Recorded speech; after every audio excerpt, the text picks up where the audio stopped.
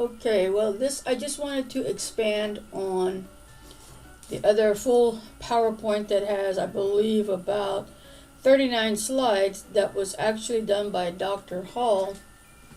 So that's with her voiceover. And again, I just want to apologize as to the poor sound quality, but it was recorded about 8 years ago, and it was just adding sound into the actual PowerPoint. And again, so the quality's not good, so the best way, I would almost say the only way to listen to that, is to put some earbuds in or headphones.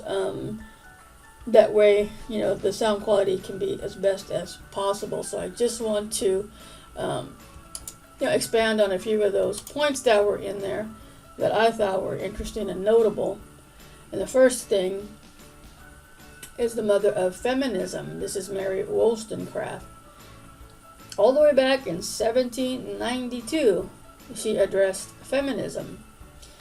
Back then, she identified the inequalities in education, right, between men and women.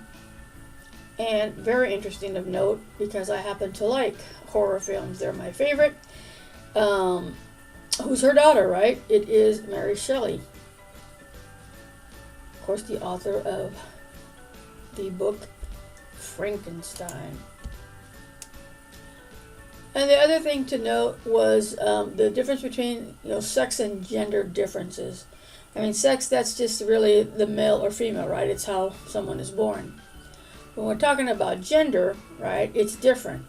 And that goes into this differential socializational theory, which really is just this idea of treating, especially children, differently to perpetuate societal gender roles, right? So dressing girls in pink, boys in blue, I think was the example that Dr. Hall used.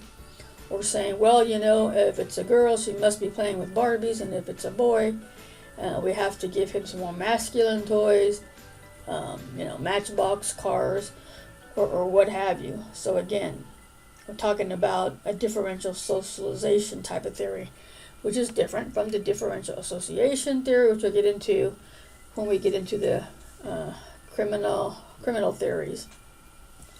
Another thing that was touched on was the large gender poverty gap.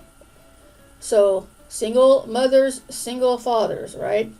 So it should be of no surprise to anyone that the poverty rate for single mothers is way higher than it is for single fathers. And then I just put in here this sort of what I'm going to be calling their assessment points, basically for you to ask yourself, what is the status now? Look into it. This paid maternity leave. What is the status of that now? Is it federal law, or is it only state specific? Of course, I know the answer, but I guess I just want you, again, assessment point for you to kind of do a little outside research on your own. And this is just an interesting PowerPoint.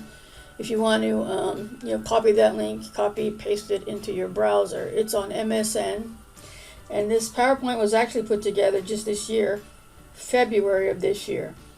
And what it's talking about is, right, what life is like in America's richest town versus its poorest towns. Again, during in April, and I'll be interested in seeing what the changes are after, what are we now, 6 months into the pandemic.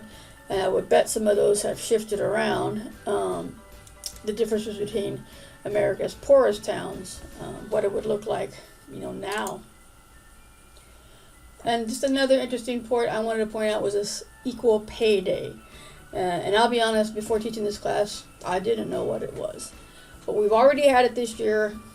This is from the census.gov website. It was actually on March 31st of this year. But what does it mean? Well, it's a date that symbolizes how far into the year women must work to earn what men earned in the previous year. Now this is just men and women. It doesn't go into any other characteristics, right? I'm sure it's different between black men, black women, and so forth. But this is just based on gender alone, men and women, right? So that would mean that taking a men's salary that ended December of last year, that a woman would have to work until March 31st of this year in order to make the same amount of pay. And a word of caution there too, there are some other theories, beliefs, whatever out there that there is really no such thing, right? But, I believe that there is unequal pay. And finally, just to end this quick PowerPoint, was just that it was touched on in this one, the employment discrimination.